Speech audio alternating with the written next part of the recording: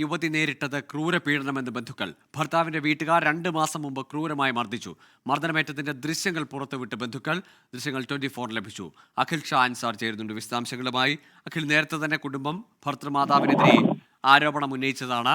ഈ മരിച്ച ഷഹ്നയുടെ അമ്മ ഉൾപ്പെടെ. ഇത് ആ ആരോപണങ്ങൾക്ക് തെളിവല്ലേ ഈ ദൃശ്യങ്ങൾ?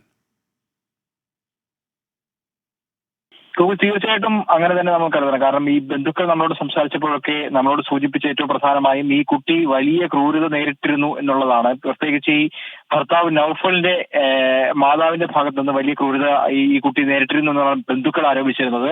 അത് തെളിയിക്കുന്ന തരത്തിലുള്ള ചിത്രങ്ങളാണ് ഇപ്പോൾ നിലവിൽ ബന്ധുക്കൾ പുറത്തുവിട്ടിരിക്കുന്നത്. അപ്പോൾ ചിത്രങ്ങൾ നമുക്ക് കണ്ടാൽ തന്നെ മനസ്സിലാകും ഈ പെൺകുട്ടിയുടെ മുഖത്തും അതുപോലെ തന്നെ ശരീരത്തുമൊക്കെ ഇത്തരത്തിലുള്ള മുറിവുകളും ഒക്കെ നമുക്ക് കാണാൻ സാധിക്കുന്നതാണ്. എന്തായാലും ഇക്കാര്യത്തിൽ പോലീസ് വിശദമായ അന്വേഷണം നടത്തുമെന്നുള്ളത് തന്നെയാണ് ഇപ്പോൾ നമ്മളെ അറിയിക്കുന്നത്. നാളെ രാവിലെയോടുകൂടിയായിരിക്കും മെഡിക്കൽ കോളേജ് ആശുപത്രിയിൽ പോസ്റ്റ്മോർട്ടത്തിന് ശേഷം ബന്ധുക്കൾക്ക് മൃതദേഹം വിട്ടു നൽകുക.